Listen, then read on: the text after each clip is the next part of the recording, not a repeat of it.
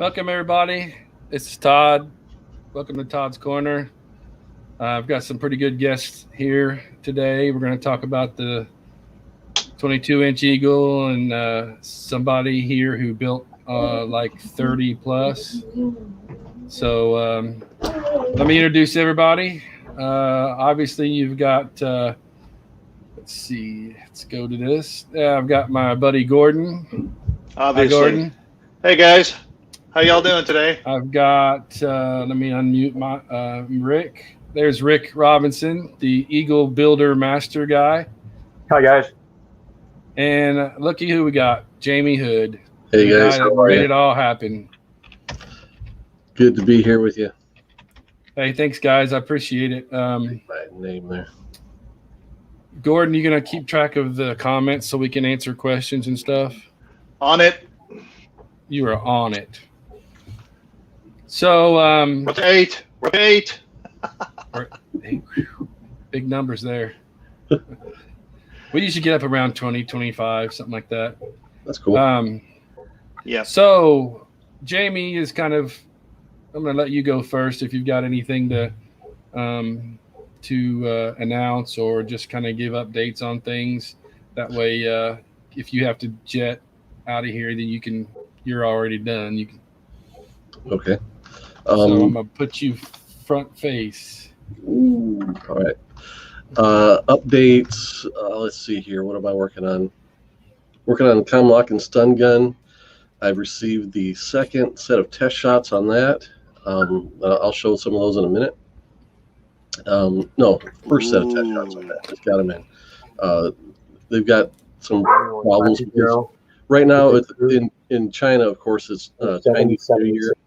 So we basically got our test shots of the stun gun and Comlock on the Friday afternoon before they left on vacation. So you can imagine the quality just isn't there. They just need to refine the settings on their injector machine and stuff like that. So we've got that. Starting on another project. I'm having a little bit of CAD work done on that, and that'll be out later in the year for Space 1999. We'll probably announce that around Wonderfest time, I would guess. We usually try and make as many big announcements or show off new kits as much as we can at Wonderfest, so we kind of target that. And then lacking that, I've been doing some videos on our YouTube channel for round 2. So if we don't have Wonderfest again this year, we'll be doing that kind of announcement again. Don't jinx it, man. Don't jinx it. Yeah. I mean, I'm looking forward to it. It seems like things are progressing, that we're going to be able to have Wonderfest again this year. So hopefully that comes to light. Yeah, that's about all I've got right now as far as Space 1999 stuff. Well, so there's a lot of refinements going on with the stun gun and Comlock, you say? Well, it's like I said, they knew we wanted them, and I needed them to get a build-up done for our packaging. So they made sure that we had them before they left for Chinese New Year. If they had another week, they probably wouldn't have nearly as many problems with them. And it's not something that we can't actually use to do our build-up for the packaging. It's just that the quality wouldn't go over if we release it to the market at this point. Very exciting news. Some of the things that we've discussed in the past, Jamie, is that the buttons are going to be interchangeable to where you could actually hopefully right. where you could actually add electronics into them, and then anybody who has any kind of creativity can actually add whatever it is that they want to add to them. Yeah. Yeah, cool. Yeah, look at that. I like it. So we've got. So what's the deal with them buttons? Those buttons are just kind of improvised, or what? No, are those real buttons? They're. I'll open it up. Let's see, are they clear parts? Let's see, pop this off. There we go. Oh yeah. So you can see there. Very nice. Yep. You can illuminate them, Very tint nice. them. So if somebody wanted to go through the trouble, you could cut that apart and make each button, put springs behind them and do whatever you wanted with it. But the way we try and engineer it is that you'll be able to paint the body first, and then be able to insert the buttons from the back side, so you don't have to mask off the buttons and all that kind of stuff. Nice. So there are things like is it this one? Yeah, this one, this button here, it's got. You're not really going to be able to see it, but it's not, the shape is not quite right because of sink marks that we see in it. And then we want to have it turn, make it look like it's turned metal rather than just being a smooth button. And then things like it doesn't have a peg to hold it in place behind it, so it's just, I just glued it where it's supposed to go. Things like that. Things like when they do the tooling process, it leaves what I call it like a toothy texture. It's like almost like the surface of like rough paper. It's not sandpaper, but you can tell there's something to it. Like you scratch it, you can hear that. It's not smooth. All right, they have to polish it. So they need to polish the tool, things like that. Like the housing, the bezel for the screen is pretty terrible as far as that goes. I don't know if you'll see like sink marks in the plastic, things like that. Those are all the kinds of things that we have to work out. So Gary Reynolds was asking the question, will you sell a light kit to go with it, or is that just going to be a third-party function? That'll be a third-party thing. We'll leave it up to whatever the modeler wants to do. But basically to take it apart, we've got 3 parts. Back with a clip. This clips on like that, and this is the bottom part. Very cool. Are you comfortable with the clip and the strength of it? Yeah, it's really strong. Because a lot of people are going to be doing some cosplaying with it. Right. Yeah, I'll show you kind of the reinforcement we have behind that.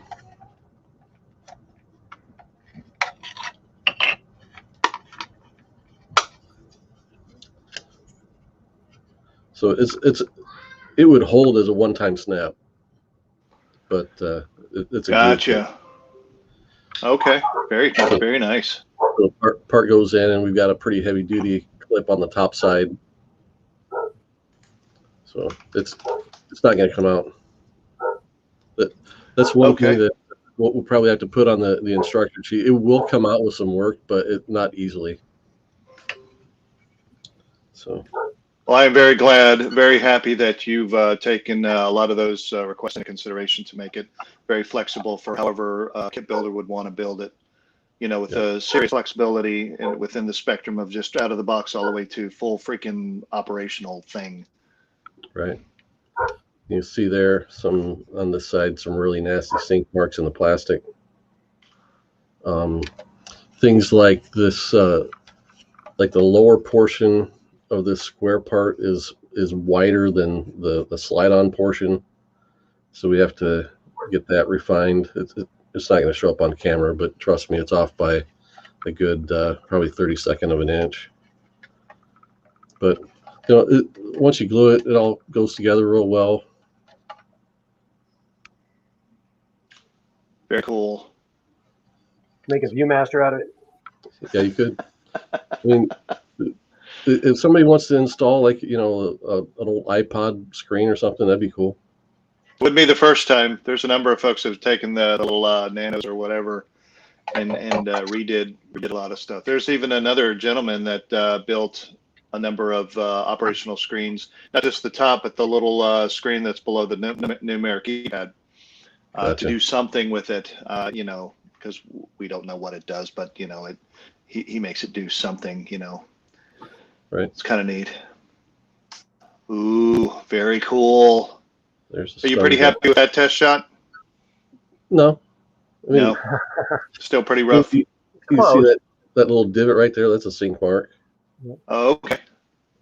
This has got that toothy texture on it, really, really bad. So. Right. So. Coming along though. It's coming along. So I dig it. And then once again, you've taken it into consideration to where anybody can put electronics in it, add aluminum to it, whatever they want. Yep. So I definitely appreciate the level of effort for accuracy. Oh, that's right. You all are going to include the 2 stun kill variants, Yep. as well as a cap that makes it without one. Right. The year 2 version, yeah. So yeah, man. So you'll have the option to build it whatever way you want. Very exciting stuff. By the way, MPC's number 22nd product that you guys have provided us for us 1999 fans. The year 1. Well, I'm definitely happy to do them. We're definitely happy to buy them. By the case. Pretty much. Here's another big flaw that I'm definitely not happy about at this point. The way the pistol grip works. Oh.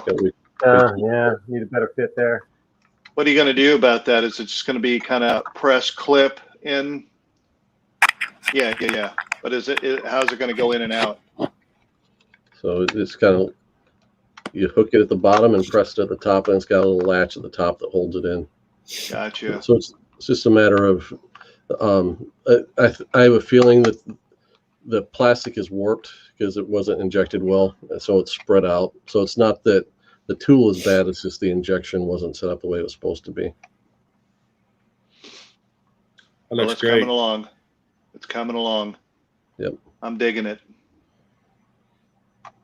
I missed most of that. My stupid computer crashed. Oh man. So you can even see like the sync marks in some of the square buttons and stuff. Right. Still looks really good. Yep. So I guess each one of those colorized buttons are going to be transparent. Well, yeah, the clear ones on the sides will be. Mm-hmm. Right. I know folks like to light those up or just color them the way they want to with I don't know, some sort of plexi or whatever. Right. So yeah, there you go. Amazing stuff. Another question, not necessarily. Yeah. Is what's the release date? Are you forecasting? I think we've got it in like June or July, something like that. So it'll be summertime. Fantastic. Yep. Is there going to be I don't know, a MSRP proposal? I can't remember what it is. It's less than $50. It's probably like $40. Okay, wonderful. I know a lot of people are going to be excited about that. Yep. All right. So another question, different subject is, are you going to be coming out with another decal sheet? Yeah, we started working on that like in the last few weeks, and it will be a decal set that includes pretty much everything, any of the deco that you've seen on our pre-builts. All those decals are going to be in it. So you're going to be able to build the regular Eagle 1. You'll be able to build the Rescue Eagle, except for the red stripes, but pretty much all the deco that we included in that. The pre-built for the Eagle 2, have all the decals in there for that. And then we're including all the decals you're going to need to do the lab pod as well. So one set will cover potentially up to 3 Eagles. Nice. Wow. And it's just going to cover the 22-inch line. Yeah. I mean, we can't do it for the smaller one. Maybe we'll think about doing that for later in the year or something like that. Of course, we don't have, the lab pod variant for that yet. So. Right. Yet. Speaking of which, is there any kind of plans for the 14-inch Eagle variants? It's something I'd like to get to, at least do the lab pod. Good idea. Mm-hmm. I think it'd sell well. Yep. Yeah. So we have BP Taylor asking, any creative ideas for the box art for the stun gun and comlock? Yeah, I've got a basic layout for what it's going to be. I need to start the illustration for it real soon. Yeah, I'm pulling from inspiration from old magazines like Starlog magazine and Look In magazine.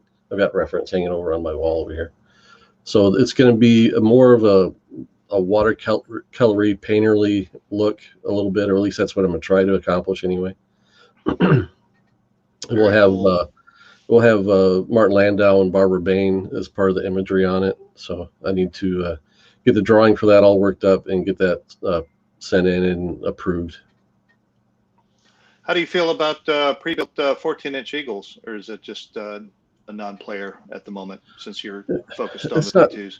It's not something that I've considered. Doing the pre-built models has been difficult, just because I know of what the level of quality with the expectation is on the price points we're selling these products at.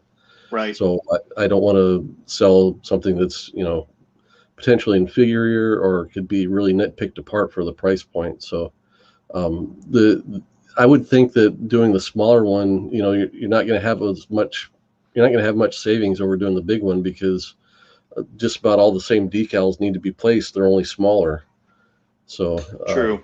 It's pretty much the same amount of handwork involved. So even though we're doing a 14-inch Eagle, it might still be $200 or $250 to be able to do it. Gotcha. Mr. Eric Longstreet has a question about the new owners and what their plans for the future is for round 2 overall. Yeah, there's not really a whole lot I can say, because I'm not privy to a lot of what those conversations have been. All indications are they just want to help us grow. We've been somewhat understaffed the last few years, and the kind of the pace and the amount of product we put out and the level of quality we've always wanted to maintain has been very difficult to do. And so they're bringing in, they're looking to bring in help, more staff, and invest in more new tooling and things like that to grow the whole company. Gotcha. I've not met any of the new partners. Tom Lowe is still a part owner of the company, so it's not that it's been all sold outright. He's still the president. He's still the one in charge and kind of steering the ship. So right. I think a lot of your customers are just concerned that there might be a less of a focus on our niche more so, or whatever niches that you guys are wanting to produce in the future. Right. From a negative perspective, and I'm thinking that you're just conveying this is nothing but positive. Yeah, I mean, okay, so it wasn't them buying us. The timing of them buying us, or becoming partners, coincided with the news of the Star Wars license, us getting the Star Wars license. And I don't think one thing had to do with the other one necessarily. We would have done either one without the other. Right.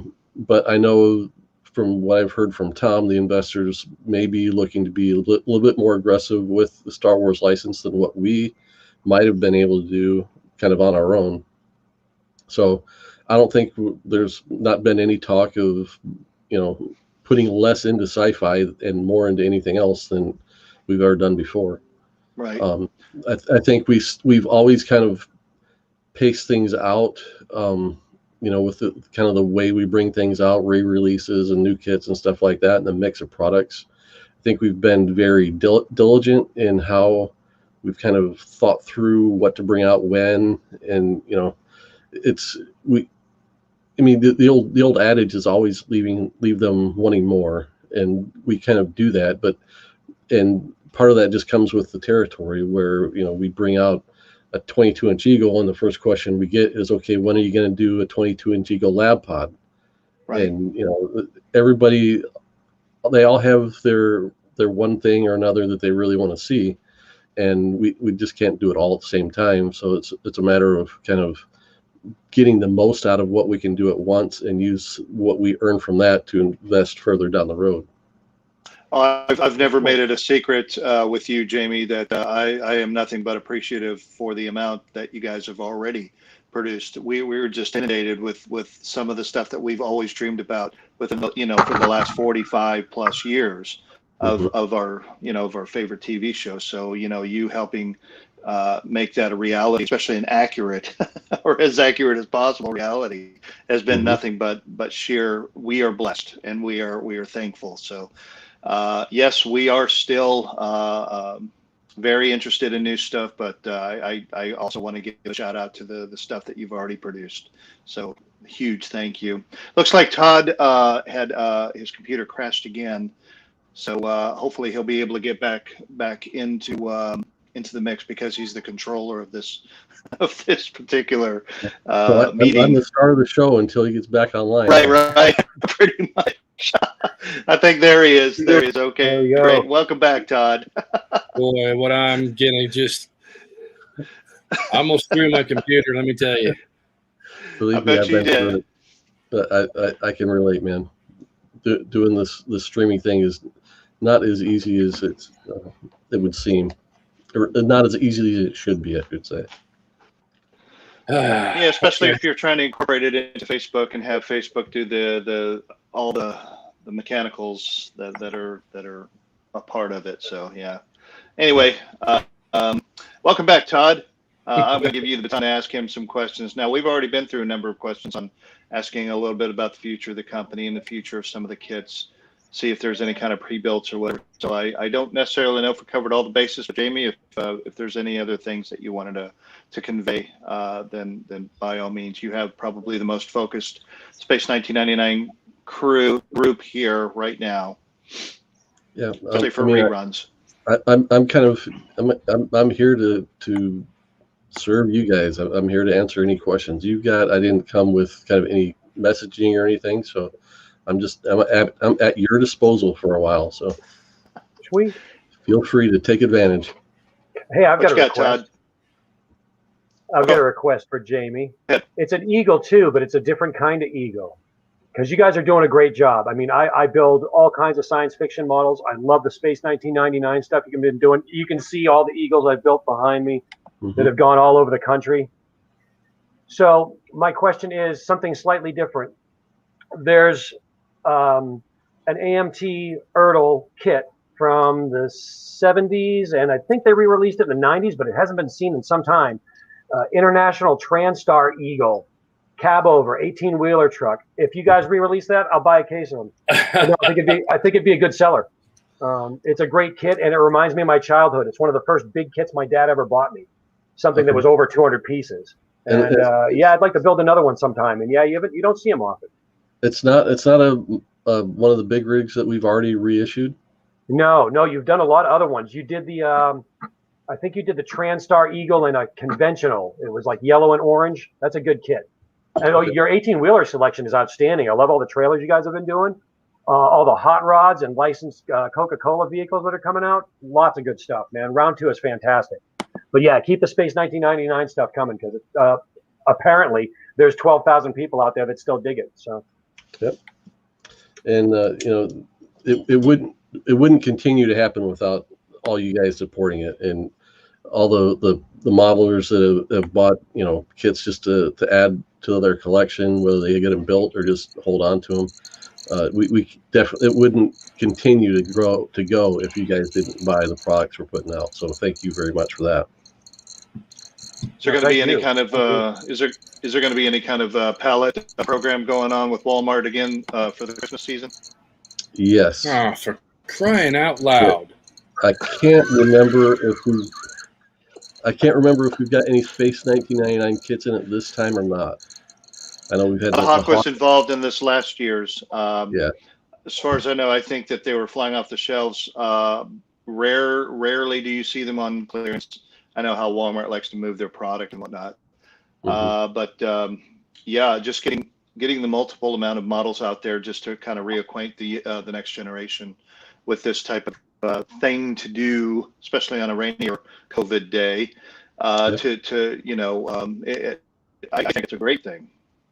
Yeah, I mean, one of the if you want to look for one of the positives of the whole COVID crisis, it's been that people have turned back to hobbies they can do on their own in their home, and that's why we've seen round two grow a little bit more than usual in 2020.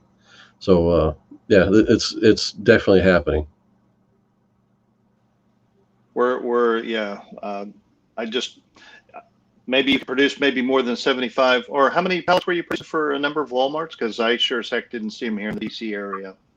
The whole pallet program at Walmart comes down to each individual store placing an order for that pallet.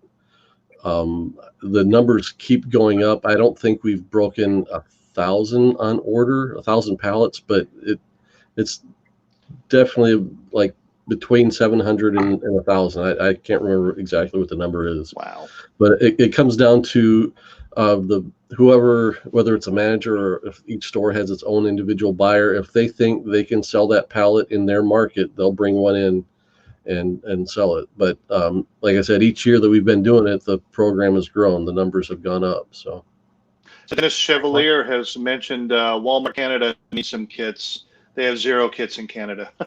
Hint, hint. Yeah. Sad. Kit deficiency.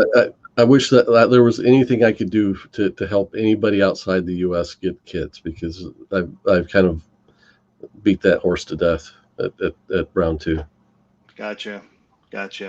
Well, they would probably sell well up in the Great White North. So, especially Walmart prices. I mean, get the best bang for your buck going in that direction.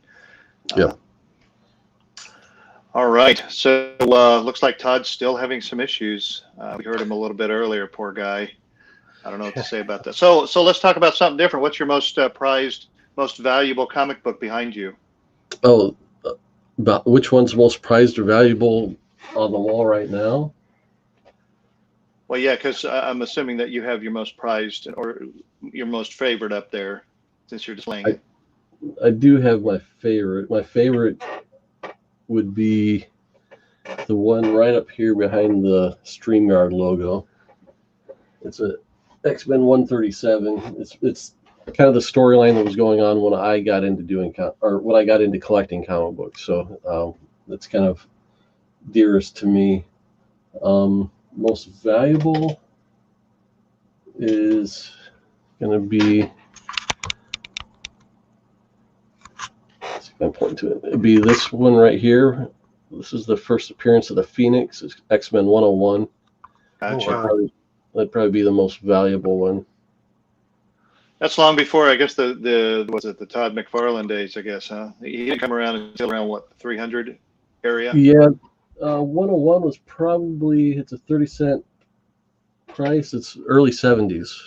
Oh, yeah. Well, long before Todd McFarlane then. Yeah. Mm-hmm. Yeah, I don't normally collect, but I sort of used to kind of track them with all the collecting silliness of the early 90s.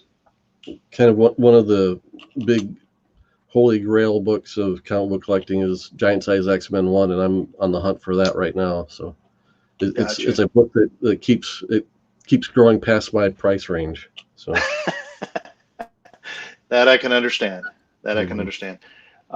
Did you have any other? Did you have any? Perhaps Star Trek. Did you have any Star Trek inputs? That look was priceless. Star Trek. Let's see what we got going on with that. We've got the Voyager kit. That's the one that I just seen the second set of test shots on. So we've got that going, and that'll be out in the summertime as well. I think it'll be out before the Comlock and Stun Gun. Right now I'm just finishing up the decals for it. Packaging will be done real soon, so I'm kind of in that stage of it right now. I see Todd's back. Welcome back, Todd. Hopefully your computer won't crash again. Oh my goodness. Before, I guess your computer totally crashed. We heard you yelling. Sorry, that was bad. That was good. Angry Todd, Eric Longstreet says. All right. Well, as you can see, Todd's got a sweet 1350 TOS Enterprise in the back behind him, all lit up. What a beautiful, beautiful build from. Who was that built by? Mark Myers. Mark Myers, that's right. Pretty crazy. Even though I saw the one in 350 at your place, Jamie, I didn't realize the awe of the size of it. It's pretty outstanding. And then with the lights and everything on it, it's cool. That's why I put my $100 down really quick on Cult TV Man. He's got them pre-orders out there right now. If anybody's interested, Steve Iverson was actually putting out the word that you could put in your pre-built pre-order for $100 down on the TOS Enterprise. It is amazing. We actually shared some photographs on props and ships on our trip a month ago. Well, yeah, a little over a month ago that we that we had made our way up there to South Bend, Indiana. That Jamie was so gracious enough to give us a tour. So really do appreciate it. If anybody else wants to see the any more of the photos, we'll bump them back up under the thread. Yeah.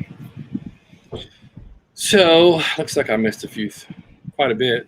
I'm trying to get back on here. So you left me holding the bag. Later. I lost everything with Jamie. I was looking so forward to seeing it. Now I'm going to go back and watch the daggone video. That's right. Reruns. Yeah. So, Jamie, you got everything out you wanted to get out, right? Yeah. I mean, I also do a YouTube channel too where I talk about my silly comic books, and if anybody wants to check that out, the name on that branding is J Hood Creative. So anybody that's into sci-fi usually has some interesting comics, so anybody's welcome to stop by and check us out every once in a while. Good idea. Yeah. So let's move up to Mr. Rick Robinson, because that dude built so many of your first round of kits, man. And it was like the Eagle Factory. I think that's what we called it, wasn't it? Yeah, it was Tucson Eagle Factory. All right. Well, let's hear your story.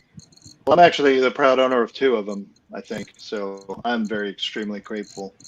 Yeah, I've got thank you. And yeah, 3 or 4 myself. I wouldn't have built so many if it weren't for the group. And it went dead again.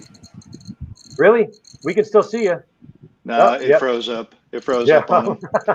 At least he hey, Rick, So, Rick, why don't you give us a little bit of history on what had happened when Jamie was building up the 22-inch Eagle fanfare before the release? The fanfare before the release. My God, the way the group started with just a few people, and Todd and you and a couple other people talking about, hey, this guy Jamie Hood at Round 2 is actually serious about making a 48 scale Eagle if people will buy it. That day, I think the group membership went up like a couple hundred people. And as soon as the images of you guys holding the prototype and the box art and all that and the pre-orders started, the group just went berserk. I mean, it went from a couple hundred people to 1,000 to 2,000, 3,000. I was making artwork on the side, little banners, to mark our progress. And every few months, it was another 1,000 people. It was just impressive. And just all the input and all the different ideas for what to do with the Eagle. Because, I mean, the basic one was fantastic. It's a great kit. We needed to tweak the springs, some other things. We came up with some shading decals, some stripe decals, which also came out later anyway.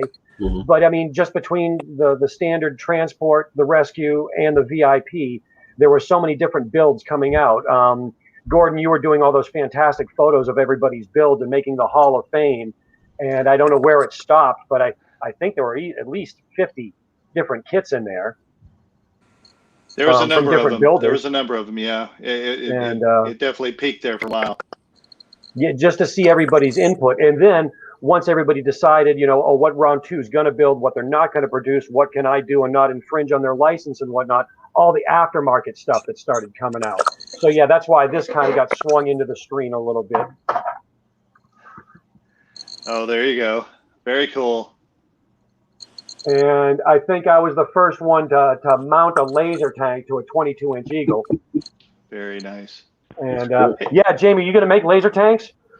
I mean, that's kind of on the list of viable kits to do, I think, that we have left to do. So maybe outstanding. Well, I think if they you do put well. a- I think I'd build them all.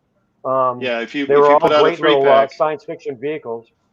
yeah, if there was a 3-pack, those would sell very well. Right. So I started with my Eagle in rescue variant and just the basic plastic kit. I didn't do aluminum on this one or anything like that. But yeah, I did do some pencil lines and some shading. I did put the softer springs in that I found out at Ace Hardware and started telling everybody about, and put the weight in the nose and whatnot so it sinks and balances nice. Great kit. And I just did a quick post and said, you know what? It's $100 kit. I don't have an endless budget or anything like that. I might only build one of these, but it's so fantastic. If you want me to build one for you, I'll do it for a reasonable price. A couple orders rolled in. This guy Romualdo, one of our members, contacted me and said, "Yeah, I bought like 5 of these things." I was like, "Wow, you just went out and bought 5? That's fantastic." And he said, "Well, I'm going to send you one, and do it in rescue style." And that was my second rescue Eagle. As soon as he got that in the mail, he called me and said, "Oh my God, it's fantastic." He goes, "I'm sending you another one. All right, I'll do that as a VIP Eagle." I got done with that one, and all of a sudden 3 more showed up in the mail. I was like, "Dude, weren't you keeping any?" He goes, "No, I like the way you do them. Build them all." Wow. Well, he just kept going. He got more Eagles. He got the cargo Eagle. He got like 2 or 3 of those. And I think I ended up building 11 just for him. I sent 1 to Qatar, 2 to London. Todd got what? What did you get? 4, Todd? I think so. He's still breaking up a little bit. But yeah, Todd got 1 of every variant. And yeah, he had me light one for him. So it's just been a fantastic road trip of building Eagles and experimenting with them and seeing what you can do and what works, what doesn't, different lighting techniques. I know Todd's cargo Eagle, the one that I did is purely cargo. I put steel plates in the cargo deck and then put magnets in the bottom of the canisters, and the canisters are actually magnetically pinned down to the cargo deck, which is kind of a neat feature. As well as, yeah, you can still pick them up with a grapple, and they've got magnets on the top too. And that one got landing lights, which you didn't see in a lot of episodes, but I think it's a cool feature. And I think lighting the CM is just a great idea. So Steve Coates came out with the window frames. I mean, all these different It's almost people like we can't. have It's almost like we stuff. can't live without those window frames now. I was saying it's like we can't live without those window frames now. Right. Yeah, everybody's gotten used to them. And we were talking about, just before we all got started, when we got geared up, we were talking about the new Lab Eagle. And yeah, it's fun. I'm already underway on it. I know I've had it for a while. I've had other things to do. I had to change jobs. I had to change vehicles. You guys would be stunned. I mean, I'm Mr. Old Crusty Dude. All my vehicles, I've never owned anything newer than 1969. They've all been Chevys, Chevelles, pickup trucks, whatever, but all old with lots of miles on them. The last beast was a 62 GMC with 400,000 miles, and it finally decided, I'm not doing it anymore. Well, I got a 2012 Honda Pilot, so I just like stepped into the new age. So yeah, it's like my first new vehicle, a new job with better pay, better hours, and all that. So now I'm gonna have more time for building. Well, good. But I take you up on that. The gear pods are fantastic. The fit is much better. I don't think I pinned them. No, this one's all glued together. All right. I thought I saved one that I hadn't glued together 100%, so I could show you how the pins work. But you'll see soon enough when you build one. Instead of just standing up a bunch of flat pieces and trying to get the angles as best as possible, they pretty much mirrored the way that the new 14-inch pods or gear pods are done, with little locator pins and holes inside the pods, so everything stands up and lines up a lot neater and cleaner, and you get a lot better build on that. I haven't got into the engine frame yet, which is going to be a little new and different, but I think it's going to be exciting too. The spine looks about the same, and I've built 30 of those, so that shouldn't be an issue. The booster's really cool too. I've just kind of gotten started on the general center box, getting the piping done and all that. And this looks like it's going to be a fun kit to add onto the top of that thing. So, No kidding. all in all, yeah, can't say enough good things about it. And yeah, you can see all the photos behind me. A lot of these are photographs of eagles that actually got mailed all over the country.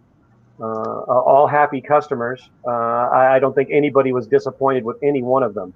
And it was interesting because just about everybody had some kind of special request, whether they wanted theirs more factory clean or a little dirtier looking, or whether they wanted the engine scorched up or fresh aluminum looking. Some people wanted lights, some people wanted interiors. Daryl Mills over in England, or he was in Qatar, I believe, at the time. I think he got the most deluxe one. And I don't know what the price tag on that one was done, because it got the full light kit, full aluminum, the interior resin kit for the passenger pod, a laser turret. It also got an Eagle 1B sent along with it. And yeah, that thing was just a beast. And yeah, Todd was talking about this thing the other day and had a post about it. And this cool little Eagle 1B is such a cool little machine mounted on the back of the Eagle. It's just a great little addition. And just all the different input that we've had in the last few years with this resurgence of an interest in Space 1999. And I think all these people were really interested in all the time. There wasn't anything there for them to buy. Right. So I think we've got a captive audience, and I think it's going to continue to not only grow but flourish. I'm still into it. I haven't given up on it yet. I don't know if I'll do another 18 kits in 1 year, but I'm still going to build some more models for sure. Sure. Yeah, the market was definitely starved for product when we first started bringing the kits back out. You mentioned the way that the shoulder pods assemble, the difference in the Eagle 2 versus Eagle 1, and that all comes down to we deal with two different factories over there, and at a certain point we moved. I think when we started doing the cargo pod development, I think we moved that tool from one factory to another, and the second factory is the one that's done most of the tooling since then. And so as they were looking at, well, by that point, we'd already started having them do pre-built models. So they had seen areas where they could improve the way that a pod would assemble, because they had people with experience sitting there, on a like a conveyor, not a conveyor belt, but had people lined up just putting together shoulder pods, and they saw the difficulty. The way we had done it was just fine for somebody doing, one at a time, two at a time, something like that. But to do a production line of them, they definitely saw areas where they could make everything fit just a little bit nicer, a little bit more sturdy build. So that's why you see a little bit of the difference in the engineering of how the parts go together. Good stuff. Good stuff. It definitely makes a difference. Yeah. Best I ever did at once was 3 Eagles at once. Wow. Yeah. Looks like we got a couple of other. Oh, go ahead, Jamie. Sorry. That's why you see the way the spine goes together the same way, because the tooling on that didn't change, whereas the shoulder pods was all new tooling, so that was all fresh stuff for the factory to create. Right. So we have Nick. So we have Nick McCarty had joined us. Hello, Nick. Looks like let's see here. BP Taylor had said, thanks to Todd and continued interest in 1999 vehicles, I'm going to be making a new set of molds for the Eagle 1B resin kit. So you speaking of the Eagle 1B, I think he wants to do another run of them. It looks like Todd's having some interesting times with not only his telephone, but his computer. He's kind of in and out. Poor guy. Anyway, I apologize for interrupting. The ghost host. No kidding. Let's see here. So, Jamie, what do you think of the stuff that I hung up behind me? It looks very familiar. Yeah. I can't wait to start to add to your collection. You're a lucky man. Yeah. I don't know how lucky I am, but I'm very blessed. Of all of the, like, in the big picture, when I look at the things that I've accomplished in my career, I would always wanted to be like a sci-fi novel illustrator, cover illustrator, or heavy metal rock band album illustrator. Yeah, I can dig that. Or movie poster illustrator, and all those jobs kind of went digital, or they put more design work into them and less like art. Yeah. So being able to do the illustrations for our box art is definitely one of the high points, one of the highlights for me as far as my overall career goes. But you're an amazing artist, that's for sure. Every time I sit down and work on them, it's always just pure joy. I mean, there's always a struggle, and I've recorded not me painting, but some thoughts I have after each session of painting on the last piece I did, and I need to put those together in a video and release that. It's a little bit repetitive because I'm just whining the whole way through. Oh, I hate this, but I know if I keep going, it's going to get better, and that's how they all work out. Oddly enough, the two you have in there, you've got the Hawk and is it the 14-inch Eagle? Yeah, it's the 1/72 14-inch right now, and then yeah. I also have the Spine Booster original painting back there as well. For whatever reason, the Hawk and the 14-inch Eagle, those paintings went the smoothest for me, where I didn't have to do. Often, what I find myself doing is just painting over and reworking a lot of stuff, and with those went the smoothest. And then I still have yet to get the lab pod and the cargo winch framed.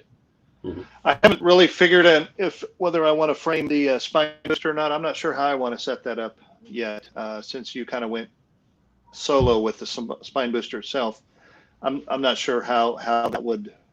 Maybe I should come up with like a huge mat with the painting on top, the big lab pod Eagle painting on top, and then maybe in a lower part mat to be putting Spine Booster painting as one ensemble. I'm not sure yet. That would be a huge freaking frame though.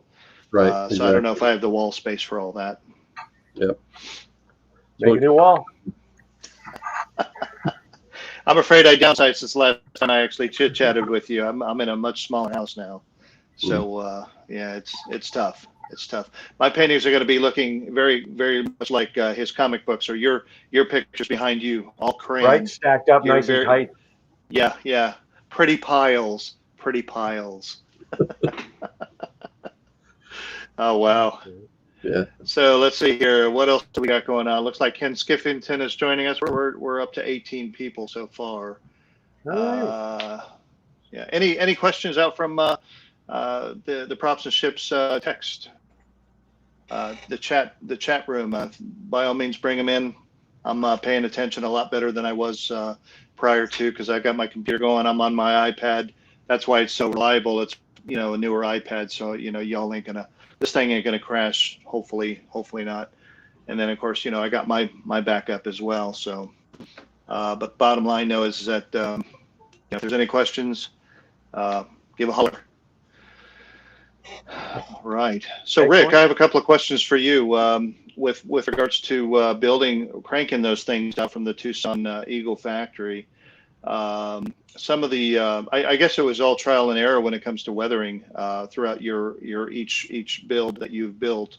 I got to say, as a statement first, and then the question. Your obviously your process has improved immensely. The Rescue Eagle that you'd sent, which to me I think was totally decked out, but aluminum decked out, not with the electronics. I'm not a big fan of all the add-on electronic stuff. I don't need all that. And people's asked me about my 44s. Like, no, I'm not gonna put any electronics in that either. They look at me like, oh, you should, but I don't know. I'm a little bit more impartial of not doing that. But when you add the those I really do appreciate. I know the Rescue is far superior than the first standard transporter, but man, it's just amazing work all the way around. Much appreciated. I with regards to, like, let's say the Voodoo Light Kit or things of that nature, how difficult was that to actually incorporate into the build, or did it get easier over time? Actually, I've built models for years, so the only real difference was just getting used to this new model and how it fits and what it can do and what it can't do, what's capable, what's not going to work.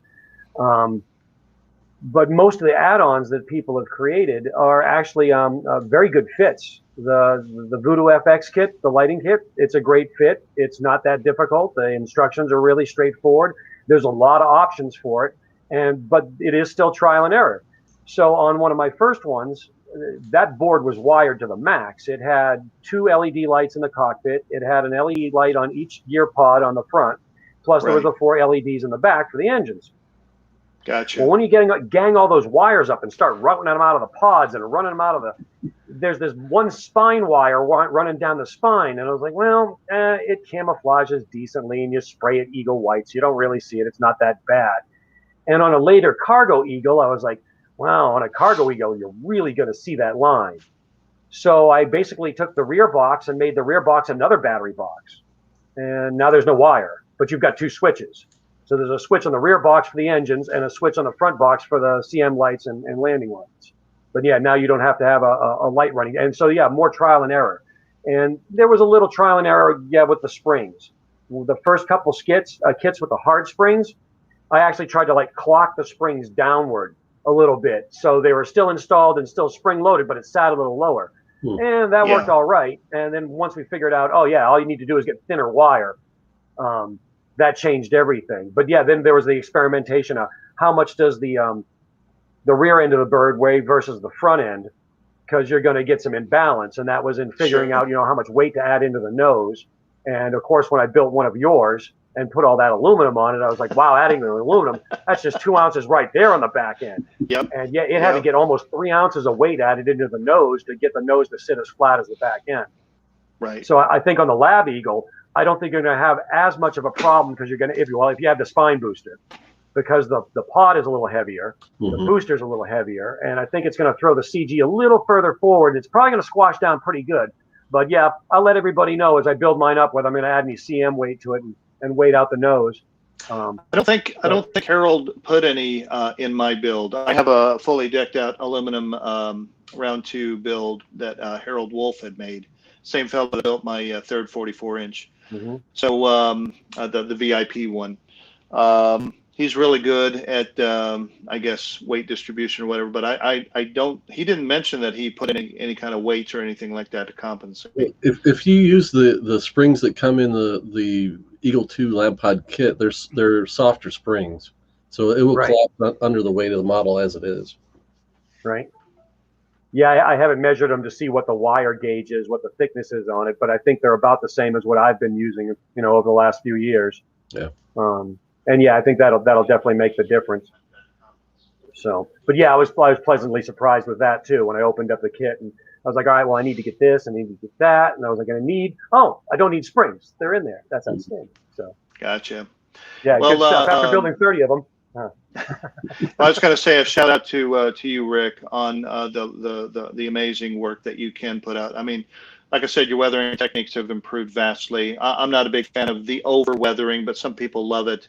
I'm a little bit more of a subtle kind of guy. But bottom line is that if anybody, are you opening a little bit of business, maybe racking and stacking a couple of requests? I think I'll probably take a couple requests, and yeah, it'll be per kit type thing. I'm not going to just do open-ended. Yeah, I'll build anything anytime. So each one will get discussed, and we'll discuss time frame. Because yeah, even with the new job and the better hours and the better pay and all that, I'm still a busy guy, and I don't think I'm going to be able to ever get back to that schedule of I can crank out an Eagle in 2 weeks. It's still going to be probably a month and a half, 2 months per kit. So I'm gonna have to, pace myself and schedule them and spread them out. And yeah, like Jamie was saying with the pre-builds, even though the 14-inch is smaller and a few less pieces, you've still pretty much got all that work still to do.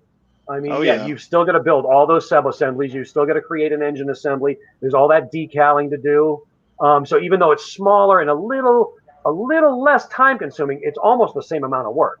It's really close. And at our age, I'm sure that the smaller is harder to build with decals, and you got to use your eyeballs a little harder.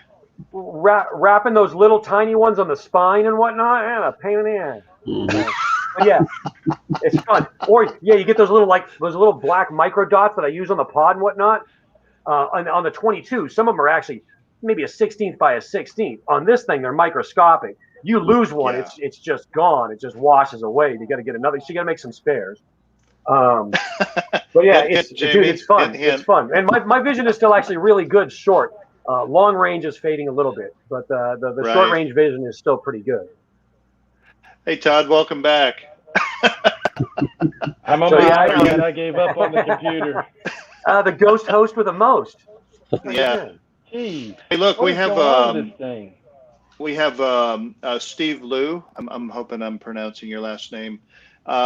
This episode T-shirt I actually special ordered. I don't remember which one, but we're going to be coming out with. We've already come out with a line of shirts from Pops and Ships. One of them is of this episode. If you go to, what is it called, Todd? Stream. Oh, now you did it.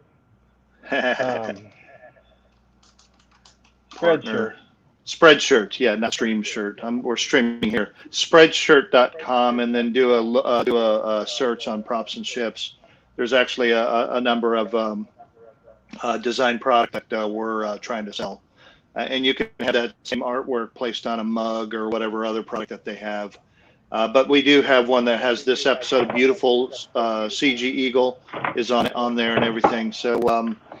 Go over to spreadshirt.com. We'll throw in a couple of links underneath the stream a little bit later on in the evening, so you guys can order. We're also toying around with some interesting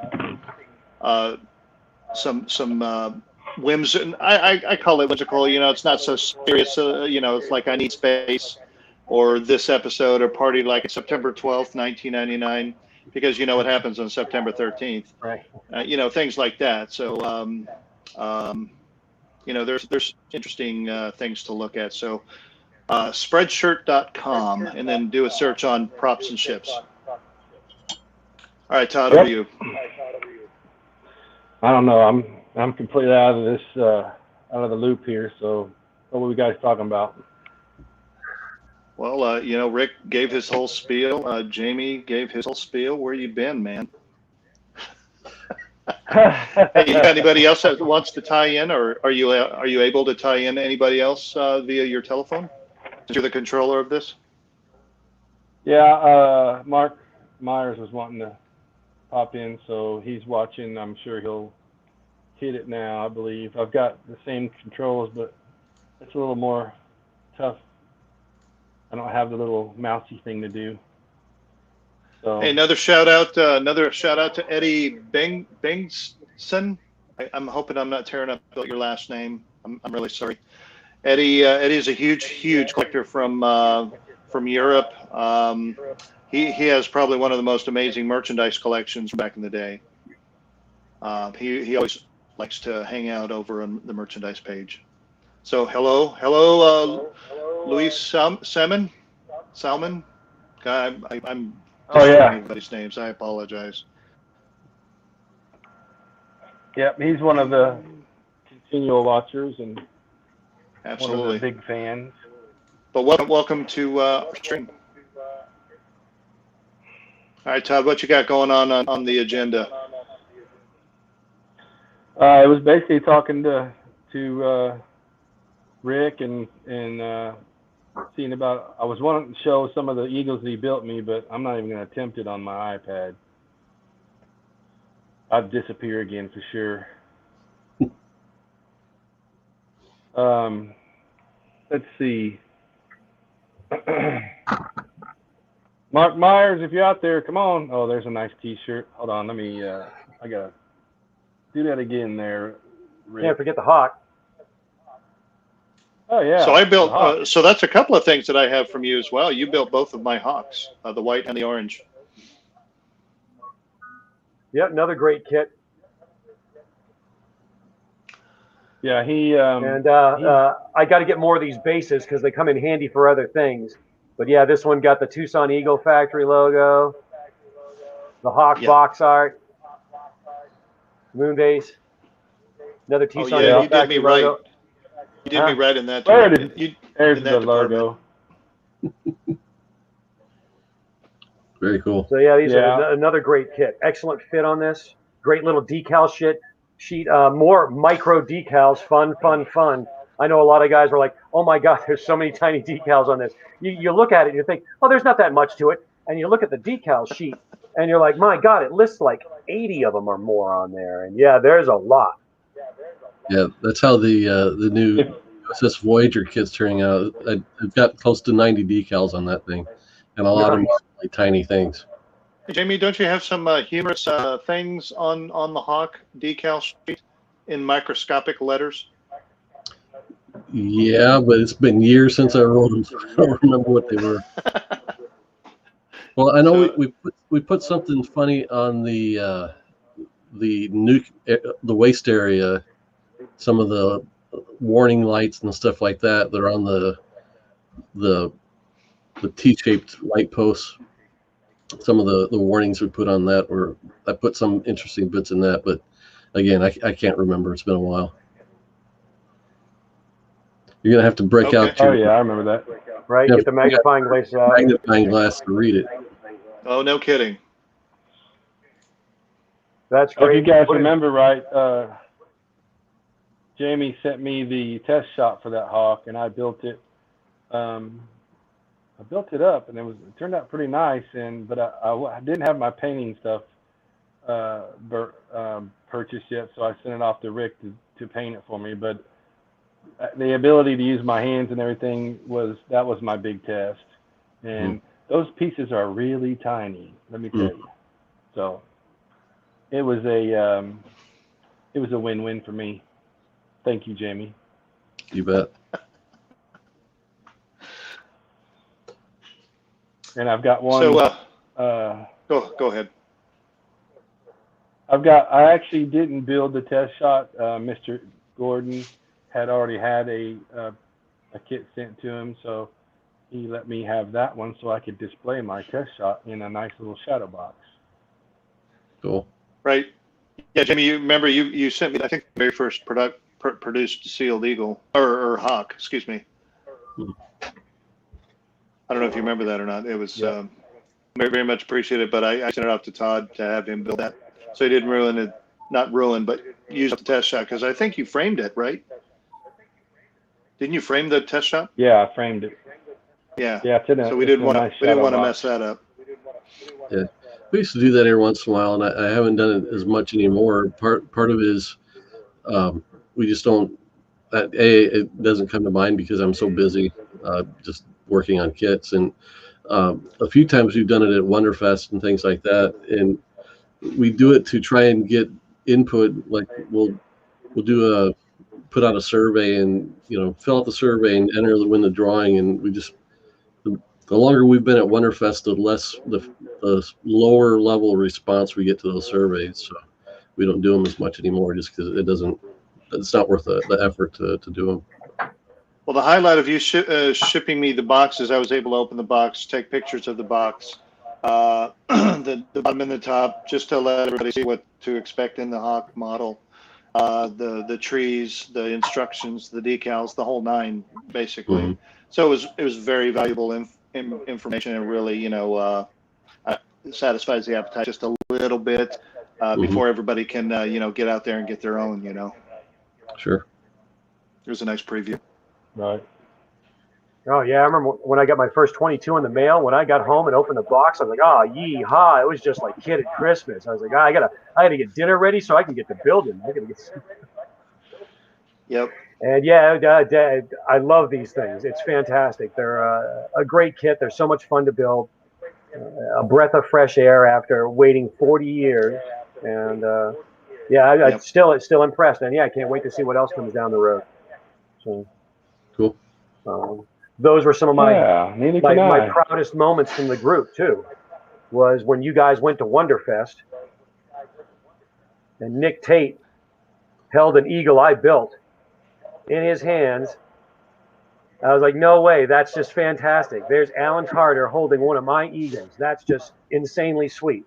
I'm so proud of that. And then one day a member got on and we were talking Eagle kits and whatnot. And a member said, no, Rick, no, they're really good. He said, I think your kits are more studio than the studio kits. Well, that's just a fantastic compliment. Thank you very much. I love these things. Yep. Can't say enough That was about the nice. 22-inch Eagle and all the different Space 1999 products we've been blessed with. Love it. You know, it's for me, not me developing kits, but not being a serious modeler where I'm the one that puts all the time into, you know, gluing things without having it be a glue bomb, or, you know, handling the painting and the weathering and all that kind of stuff.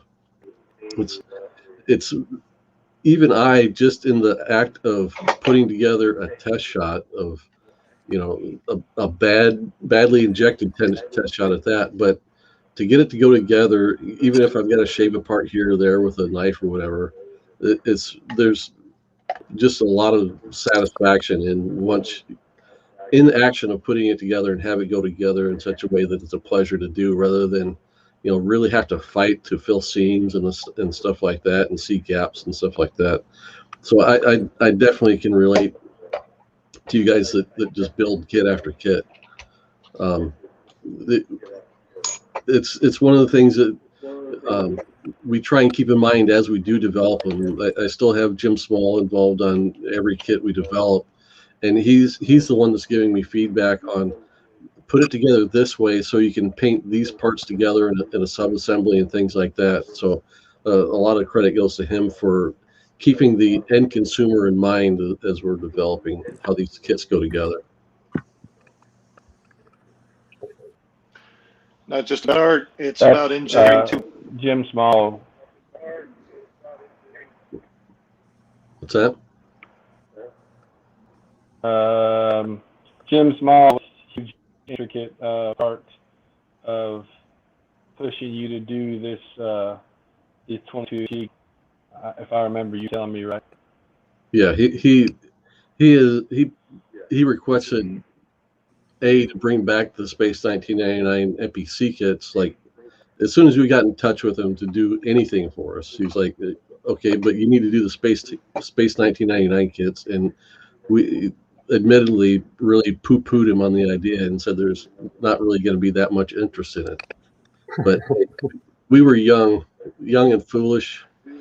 So, you know, over time we got to the point where, like, well, we can at least take a flyer on it. And when we put out the repops and got the response to those that we did, yeah, we started to see, yeah, there's real evidence here of interest in doing a 22-inch kit. So yeah, he's been the champion behind the scenes for all the Space 1999 stuff, and he still throws ideas at me, you know, not daily but regularly, I'll say.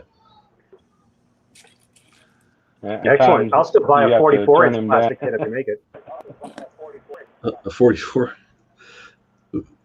I've joked about doing a 44-inch kit, and it's always bitten me in the butt. And the reality is, the tooling for that would cost as much as a house, and so it's not gonna happen. Yikes! Not from us. Yeah. Wow. Well, 22's good. 22's really good. So looks like we got Mark Myers on. Is that correct? Hey, we got. Yep. Welcome, Mark Myers. How you doing, guys? Are you there? How's it going? He's hidden behind your branding. There he is. Yeah, he's behind the logo there. If you want to bring him up, you can throw me to the bottom. Oh, here. Sorry, I'm on my. There he is. Hey, Mark. Hey, guys. Hey, Mark. How you doing, Jamie? Nice to meet you finally. You too. You're definitely a familiar name on the message boards and the Facebook groups and all that. I really do admire your work. I appreciate that. Thank you very much. Sincerely. Yeah, great group. I'm glad Todd was able to. I know he had some technical difficulties earlier, but I was watching. It was almost like a cartoon. He kept going in and out of. It's a comedy of errors today. Yeah, technology's great when it works, but you know. Yeah, it is. So I'm still having. I'm getting you guys a little bit of a lag, so I'm having to kind of not step on anybody here. Yeah. No, but some of that stuff, Jamie, you were talking about earlier with the Space 1999 new releases, the stun gun and Comlock. That's pretty cool stuff. Exciting. I never thought that at this time in my life that we would see this kind of stuff coming to market at any point. When it comes to the stun gun and Comlock, I as much as I had to be talked into doing the Space 1999 stuff, I really had to be talked into doing the stun gun and Comlock. So wow. hopefully I am addressing the market that wants it, and they are going to buy it, and I'm going to be able to show the sales numbers to my boss, and we'll be able to do more and more. So can I ask you a hypothetical question? Sure. All right, I'm a big fan of the stun gun and the Comlock, but is there any possibility that maybe a Star Trek landing party set may be something that you guys would consider, or a communicator, phaser, and tricorder? Like a full scale prop set like this? Yeah. I mean, I know we have, we got the wand communicator and all that, but there's something about actually building one and then maybe putting a stopwatch in it. Like I did that years ago with the build, but just to have a kit, I think that would, I think a lot of Trek fans would like jump for that. Yeah. I mean, if this does gangbusters, that's definitely going to show that there's a market for this prop type of kit. Right. The reason we've kind of held off doing the same thing with Star Trek is just because so much like collectibles and toys, electronic, bells and whistles, lights and sounds and everything, you get that all pre-made, whether or not it's accurate or not, or would fully satisfy someone that knows what the original filming props look like. That's questionable. But yeah, if this set does well, we'll have to consider doing more. Yeah, that'd be great. How about any larger Trek ships? Maybe the Reliant, Klingon cruiser, the regular Klingon cruiser. Anything I would love to do a Reliant. The hold up on that has always been the reference that we need to do it. Which by what I mean by that is, with pretty much all these other large kits we've done, I've had guys like Gary Kerr that I could go to that had hands-on experience with the filming miniatures, just like Chris Trice in this group he's had hands-on experience with the Eagles, and that's how we were able to make kits, because he took measurements and we used those measurements to develop our kit. We don't have that for Reliant. We did a 1,000 scale kit a few years ago. Sales on that were not strong, I'll say. When we did the 1,000 scale refit, sales on that were amazing, and I was expecting something similar at least with Reliant, and it didn't go over that well. So I had to take that into consideration. That didn't do terribly well. That maybe doing a large one wouldn't be worth a large investment doing a large kit takes. Wow. But just like with the Katinga, though, people always request a 350 scale Katinga and a 350 scale Reliant. When we did our polling, those two always ended up kind of neck and neck for what everyone wanted. So we brought out the Katinga, and as soon as we did, everybody was hounding us for a 350 scale Reliant. The filming miniature for that is I believe it's in France. There's a company over there that just kind of owns props to send out on displays and things like that. And it's either France or Italy. I think it's France. But I don't have anybody that's had hands-on, meaningful experience with the kit or with the ship that they've been able to take measurements or really do a really good photo survey. We had plenty of surveys to reference for the refit. And there is some out there, and it was enough to kind of get us by when we did the 1,000 scale kit. But I can look at that kit and I can point out everything we got wrong with it, just because we were kind of, I don't want to say we were working in a hurry, but we were working at a pace where we had a deadline where we wanted the kit out. So we kind of just kept working and did the best we could. It wasn't perfect, but it was good enough to satisfy the market. But you can't do that when you're doing 350 scale. Everything has to be pretty much precise. So what about the regular Klingon cruiser from the TV series? That's more realistic because we do have good reference for that. Right. Again, we did the big Klingon, the big Katinga kit, and that went over well. So doing the D7 at some point is probably, I'm not saying it's definitely going to happen, but it's a good possibility. Oh, okay. Very good. Thank you.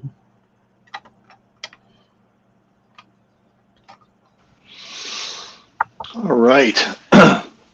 Hey, Mark, looked like somebody was, I'm sorry, Todd was showing off your Enterprise earlier that was all lit up. It was an amazing, amazing build. I'm going to have to start thinking about saving my money up for one.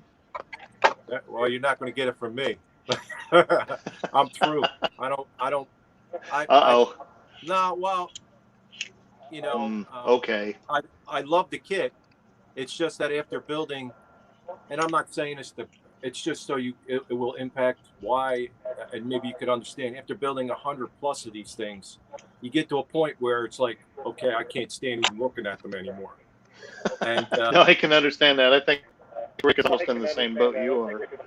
Yeah, so I'm glad that I was able to get Todd, because I saw the horror story of the poor guy who got his, and it wound up like in pieces or whatever, and that was terrible. But I'm glad he got it safe and sound, that he's enjoying it. It was a lot of fun to do. I have actually 2 more that I am committed to of the original series ship, that after that I have no intention of building them ever again. And then after that, 2 more of this one behind me. I have 2 of these to do. Right. And then no more of those either. So. Yeah, those refits are pretty sweet. I would think that they have a lot more lights on them. You know, it depends. I mean, there's a lot of, for some reason, the refit's more glorified, I would say. But I personally get a lot more requests and questions regarding the original series ship. I don't know. It could be just me. So. Well, I can understand that. That's the original series is a lot of people's most favorite. I mean, the refit to me is my next favorite Enterprise. So you want this? I had it. Yeah, I'll trade you. I got a kit. I'll just send it to you. You just send me that one. Okay. That one is actually. This one is actually mine, because I built several of these when they first came out, and I refused to do them. And then when I started doing them again, I realized why I didn't want to do them anymore. And so I kept, this one's mine, and I'm using it as a prototype. So for the next 2 guys that I'm doing it for, I make sure I got everything. It's basically, I forgot. There you go. That kind of thing. Well, Jimmy offline for a minute. Uh-oh. I see. He said he may not be able to stay so long. We're going to be flying. Nice. Nice. This one is actually, this is Eagle 2, and I had a lot of fun with this. This is actually going to be on display my local hobby shop. They're going to have it in the case. Very cool. Yeah. Very cool. They actually I might lend them that too, so they can have it in the case. I'm a big supporter in brick and mortar hobby shops, since I'm lucky enough to still have one that's 5-10 minutes away, and I could go there. There's nothing like, I mean, we all have to depend on ordering online. It's just the nature of the beast now, which is fine. But I don't think there's anything like walking around an actual hobby shop and picking up the stuff and looking at them. That kind of thing. So I like to support my local, and these guys are great. They've been around a long time. There's a lot of sci-fi fans out there, because I was under the impression that it was more military, because a lot of military guys come in and they have they used to pre-COVID with the meetings and stuff. But there's a lot of sci-fi guys that are involved in this, and it's a good thing. I'm Hey, ex-military Jamie. and I built sci-fi. Same here. Well, I collect it. I didn't hear that. What was that? I didn't hear. I didn't hear that. Rick said he's ex-military and he builds sci-fi. Oh yeah, no, that's good. The guys that come in appreciate everything, but they more. And I like military stuff. I like. I built U-boats and tanks, and I enjoy all forms of modeling. It's just that sci-fi seems to be my niche, which is okay because I have a good time with it. Hey, Jamie, instead of going bigger, maybe you should go smaller. Such as what? What scale is that? I don't know. It's about the dinky size. It's about 8 inches. It's a modded IMI. Okay. Got Thank you. microwave aluminum all over it and everything. It's pretty sweet. We've had requests to do maybe like a landing pad with a little eagle on it, like do a 12-inch landing pad. But yeah, it's something we haven't worked around to yet. Not a bad idea. Incorporate lights and I might have missed this while I was, in La La Land out in internet space. But Jimmy, have you, I know we've talked in the past about accessories, and I know the Area 2 kit wasn't your most favorite as far as sales. But have you thought about any more of like a glider and stuff like that, the lasers and stuff like that for the 22-inch Eagles? I've thought about, sure. That was originally part of the plan that eventually we would do, more accessory sets. But since the nuclear waste Area 2 set didn't do well, the cargo pod didn't do that well. I'm not sure what else we're going to do as far as that goes. We'll probably just stick to whole kits or ships, mention laser tanks, maybe do, the set of those. 48-inch or the 1/48 Hawk is still a possibility.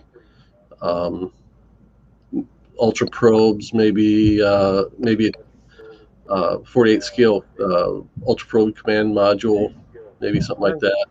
Those are the kinds of things we're kind of keeping in mind at this point. I think the Hawk would do well. I mean, like I said, we've kind of always had the standing of always leave them wanting more, and every time when we announced the stun gun and Comlock, everybody started saying, well, when are you going to do the 48-inch or the 48th Hawk? So that's still a strong possibility to do one of these days. Excellent. I'm looking forward to that. Yeah, I'd like to do the laser tanks. Yeah, the laser tanks have just recently come back to mind. So when it comes to Space 1999 kits and looking at what else there is left to do, we don't have a really long list, of possibilities I think are going to be really viable. So in the next couple of years, we'll get around to doing the rest of these things, I think. Strength in numbers. Cool. Yep. Yeah. Sales runs everything. You can't do it, and every time you do it, you won't be in business long. Mm-hmm. Jamie, you have any? If they have Jersey Fest, did you ever consider going to Jersey Fest?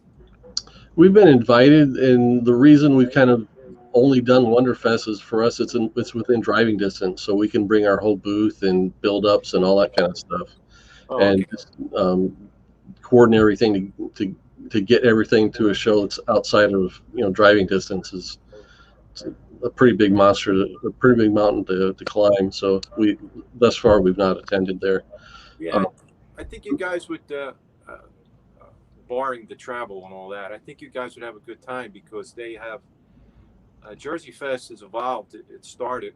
I'm no expert by any means, but it started as pretty much a figure kit a garage kit type of thing.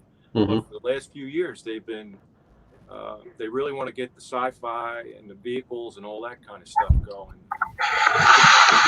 It's another good venue.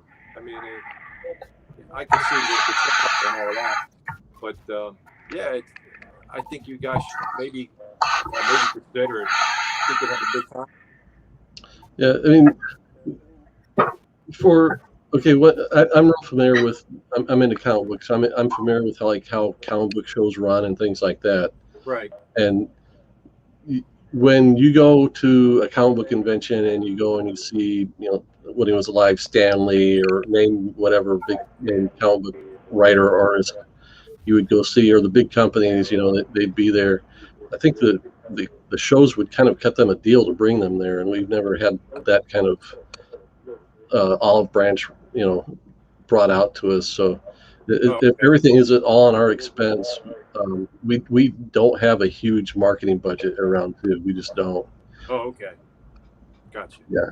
I mean, we do a lot as far as marketing goes. We do our monthly product release videos. Chad does those. They do really well for us. We do a little bit of magazine advertising. We advertise in Star Trek magazine now. And maybe a few trade publications, which I'm not even sure how many of those are still around. So, and then we do shows like Wonderfest and a couple other diecast shows and modeling shows. But usually we're in northern Indiana, so we can drive to areas like Louisville or Chicago or Detroit to some of the shows as they come close to us. I think there's a modeling show in Akron, Ohio, so that's within driving distance. So we stick to whatever we can get to kind of easily. That's understandable. Very cool. Yeah. Hey, Danny, I got a good question. We know you've got Star Trek and Space 1999 licenses, and you just told us about Star Wars. But what other licenses are you looking to get, and as far as sci-fi, and that you have we may not know of? As far as what we're looking for, we're not looking for anything. We've got our hands full. Between the three significant ones we have, Space 1989, Star Trek, and now Star Wars, we've got a lot to do for Star Wars. It's a big nut to crack as far as our licensing guarantees go. So we're gonna have to put a lot of work into that. So we're not looking at pretty much anything else at this point. We did sign another kind of pop culture TV show type license. It's not necessarily sci-fi, and it's too early to say what we're doing for that because I actually haven't gotten the RFQ written for that yet. So hopefully we'll have another kind of pop culture license to announce with a new kit coming with that over the next year or so. With your license that you have with Gary Anderson or ITV with Space 1999, are you allowed to do other things like UFO? Because I know that there'd be a huge interest in the Interceptor, as well as maybe UFO itself, or I don't know, the submarine Sky One or whatever they call that. Right now, what we have is for Space 1999 only. I think the next time we go to renew that license, we might consider adding some of the other properties. Just to give us more to do within that license. It's a possibility, but I won't broach that subject until we get to the point where we have to redo our Space 1999 agreement. Right, because nobody else, just to let you know, I don't think anybody else has ever put out a really good, accurate Interceptor. Right. Kit, and you would corner the market on that department.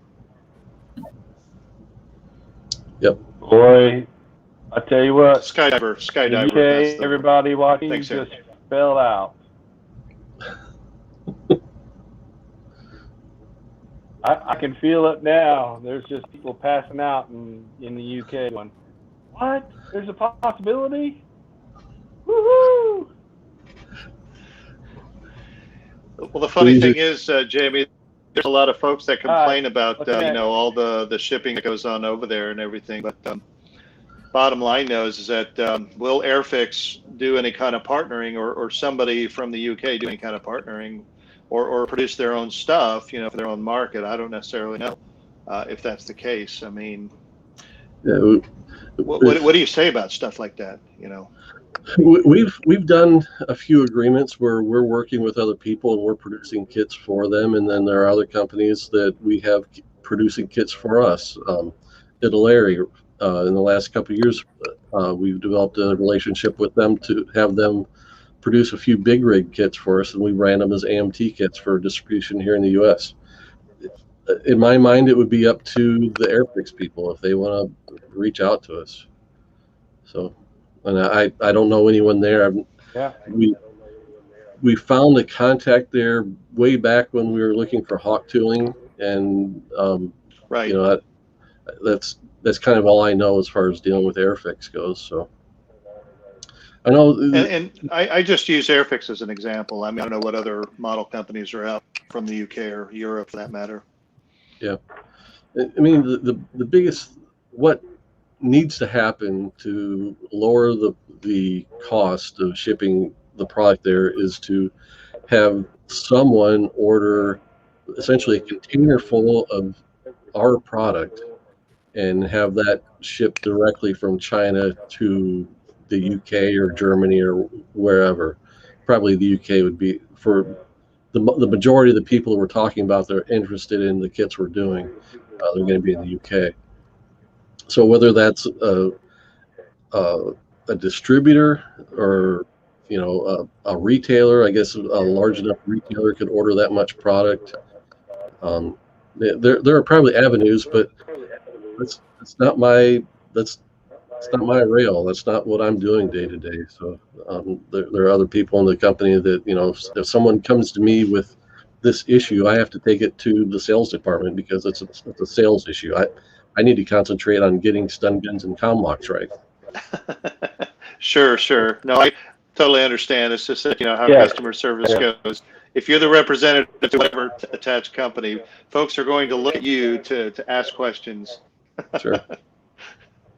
Yeah, and I've kind of become the name and the face behind this brand, and it's not that I had always avoided it. It's not what I was looking for, but I've done it because I think it helps build the interest in the product, and that's kind of why I'm willing to come on shows like this and talk about what I can, and be honest about what I can. So, well, once again, it's mostly appreciated. That's for sure.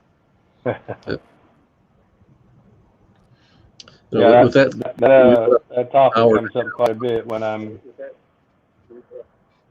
So I need to get rolling pretty soon here. No problem. So. Well, nice meeting you, sir. Yeah, same here. You too. Any last questions or anything before I head out? Love your comic book stuff too. Yeah, you can catch me on the J Hood Creative channel on YouTube too. Every once in a while, every 2 weeks we have a show where we talk about comic books, and a lot of the times it's older stuff that I love and stuff I'm familiar with and that kind of thing. I'm just kind of sharing my collection and my experience collecting it over a lifetime, and a lot of the other YouTube channels focus more on newer stuff, and I'm just kind of here as the old guy, standing on my porch telling people to get off my lawn. Yeah, that's all right. Now, do you prefer DC over Marvel or Marvel over DC, or?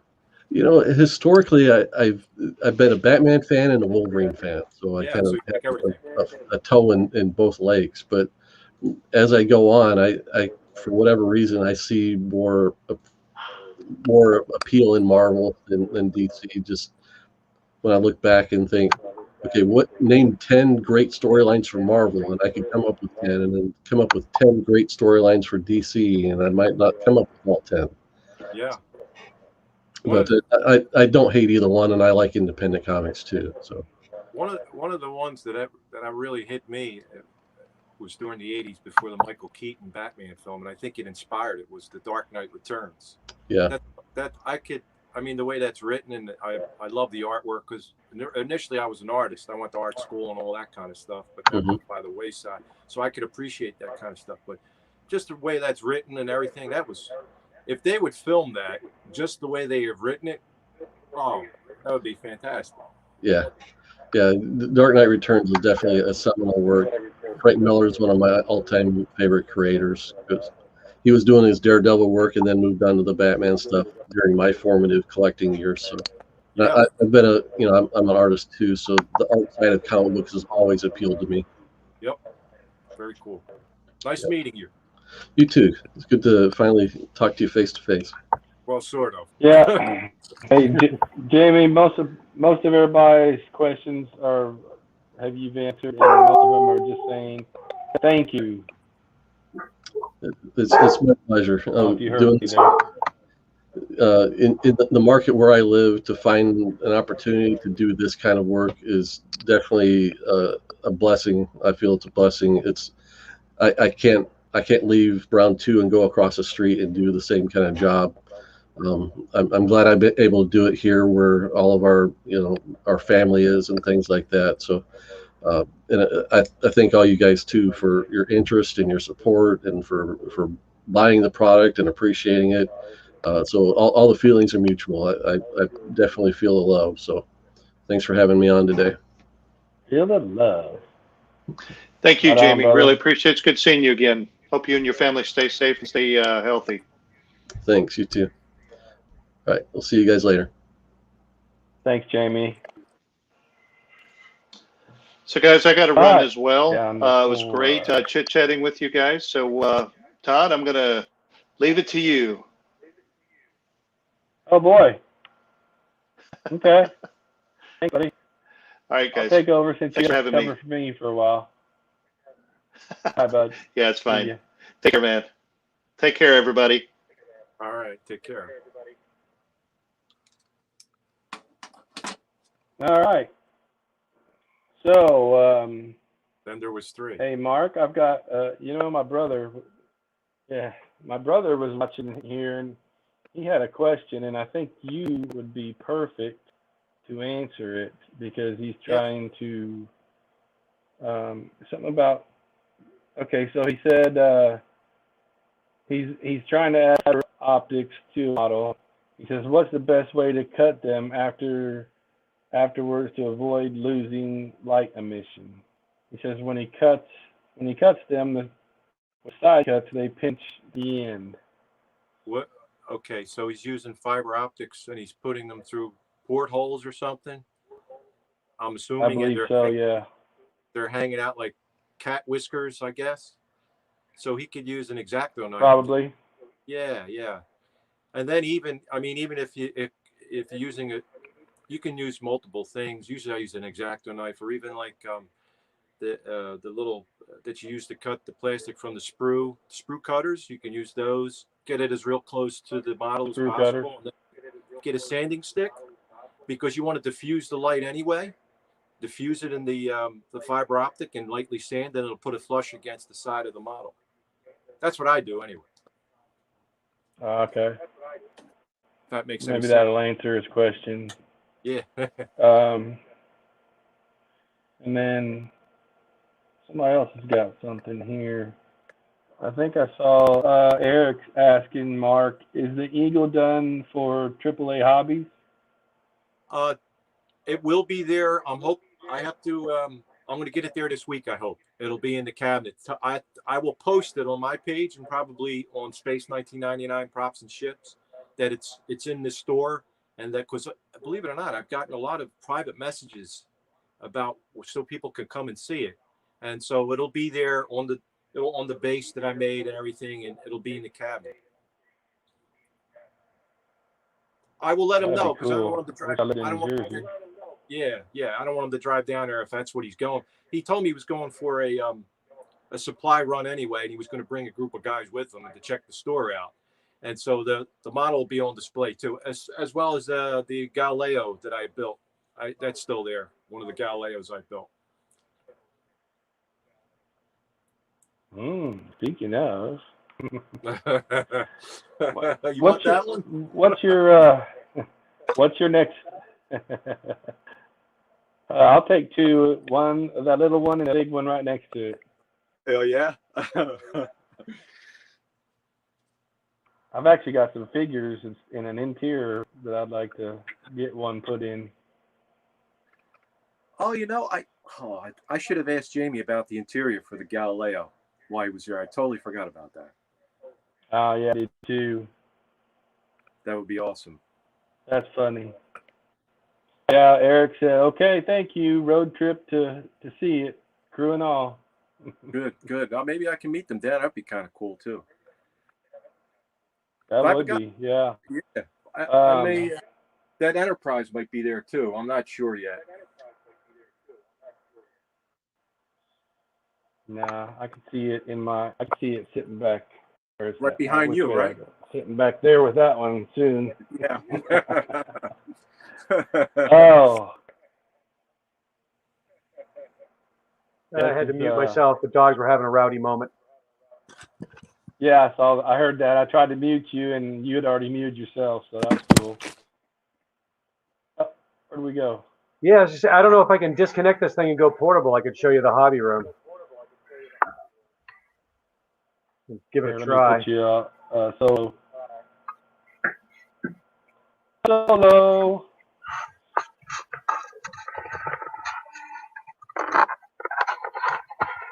We can't hear you now. Oh, hold on. Somebody, did you mute yourself?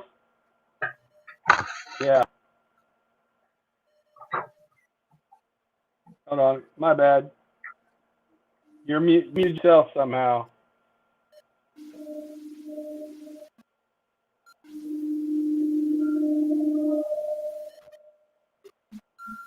I can see him. I can't hear him. Yeah, I can't hear him either. Let's see if... There you are. I think I got you. Nope. It says you've muted yourself. Where'd everybody go? Oh, there he is. Are you muted?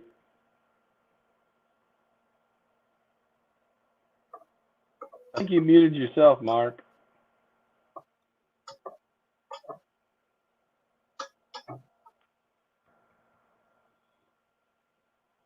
Can't hear you.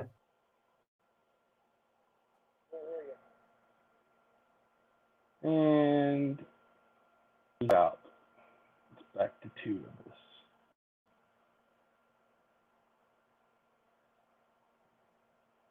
Where'd he go? I'll let him come back.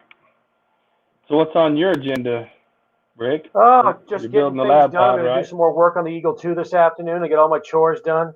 Ready to go back to work and start the work next week. But yeah, I figured I'd take the laptop portable, and the back room is actually just one old bedroom. My old girlfriend was a pain in the ass, and she said, "Oh, there's models hanging all in the living room and whatnot." I was like, "Fine, I'll move them." So everything got moved into one room, and basically this became the hobby room. So there's planes hanging all over the ceiling, wide variety. Well, but cool. I didn't get Jamie before he left, but I thought he might enjoy. See if I can get it on the screen here.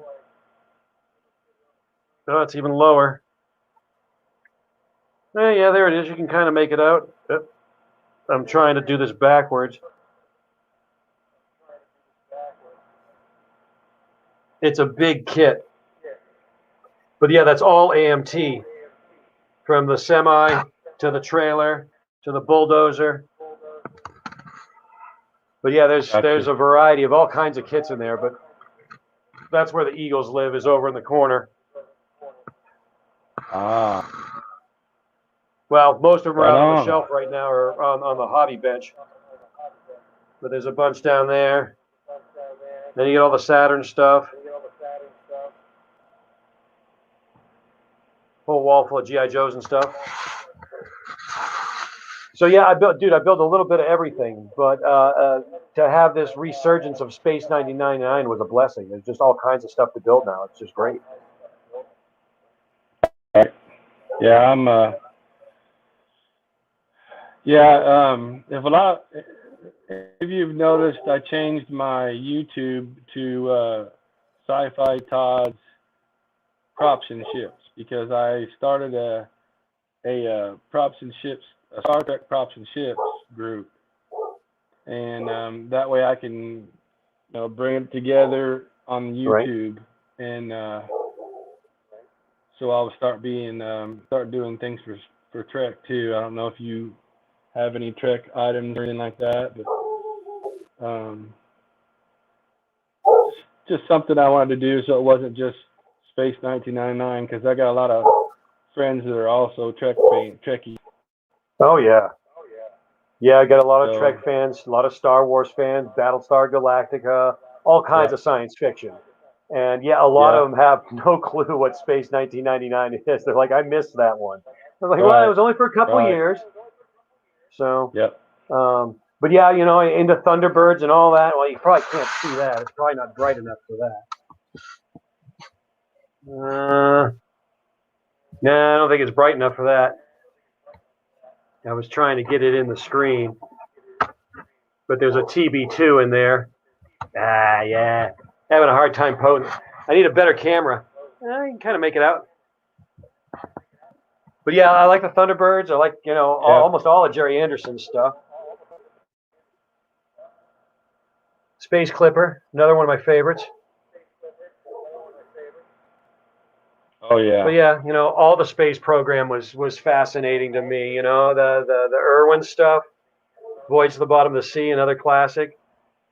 So, and yeah, I like my Star Wars too. So. Oh yeah. Star Trek, I think. Can I go vertical with this? Most of that's hanging from the ceiling. There's Vader's ship. Oh, okay. There's a Cylon Raider, but yeah, there's an Enterprise here somewhere. I got a nice Voyager and a battle cruiser Yamato. That was a great show, dude. You remember Star Blazers? Oh yeah. I think that was the first cartoon that was like a series, like a soap opera. Oh yeah. So Space 1999 was almost like that for me. You had to see that in the next episode because you had to see what happened next, even though it didn't really run in sequence. Oh yeah, there's a cool one. You mean this one? Yep. Woohoo! Yeah, the wave motion gun. Yamato. Now, what is that? Like a pre-built in 1/1000 or? Yeah. This is a pre-built. It's pretty nice too. Cool. That's a really nice one. I I like all that. the sci-fi stuff. Anything sci-fi. Yeah, I'm trying to think because they did so many different scales. It's bigger than 1/1000. That one might be like 1/750. I'm not sure what scale that is. 1/750 or something like that. It's on the box. Because this one, right? This one's saying it's 1/1000 on the base, and it's only about 7-8 inches long. Yeah, the wings, these go in. Yep, they fold in. Oh, that's cool. Yep. I've got all with the kit, it was optional. You had to build it one way or another. But the bigger kit might be hinged. I don't know. But yeah, even my larger one, I'd have to check the scale on that. I don't know what the scale is on that one. A little bit bigger than that.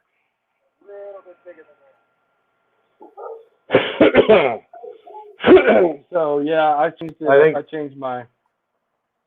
I think this one's like 1/500 or 1/750 or I'll have to look it up. But this one's a little bit bigger. This is the biggest plastic kit I've got. Yeah, that's nice. Yeah, it's cool. It was always a cool ship. That was such a great show. What a great concept.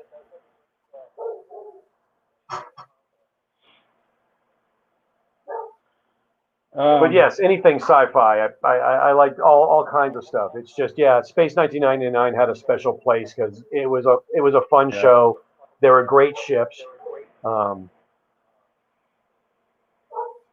know it's hard to put a finger on it because I've had people say to me, "Oh, it was really campy," or the script was kind of cheesy, or the monsters were bogus. I was like, how many other shows did you like when you were a kid that the monsters were kind of eh? I mean, people like Sigmund and the Sea Monsters. Well, yeah, HR Puff and stuff. What about that? Yeah, it was fun stuff. It was here's entertainment. nice Oh, those are little- cool. Are those the ornament I made size them ones? into. Yeah, this is the ornament. That's cool. Yeah, those are my ornaments. So yeah, I'm a sci-fi geek. I like. Oh yeah, and here's I like another one. Yeah, Battlestar I don't know if I can Galactica. get I enough like- light on this or not. Let me see. If I can turn on another light.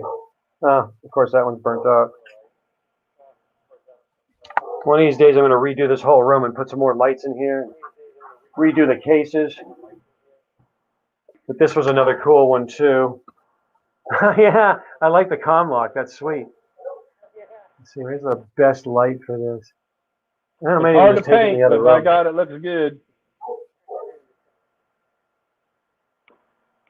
I think I'm doing some. I'm going to do some waste nuclear waste containers for this Christmas, Oh yeah, and maybe I'd make maybe it- some figure.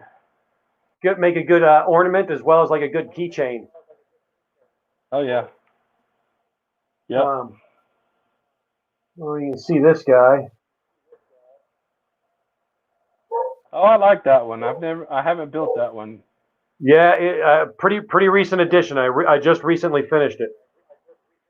And yeah, it's another great Every time kit. I see it, it's Molly Hatch. Molly Hatchet. But yeah, another one I finished recently was, see if we get a angle on it.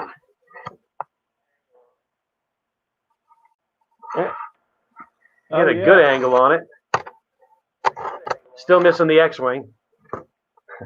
But yeah, it's the Death Star trench in 1144th from Bandai, and you get that's not too bad.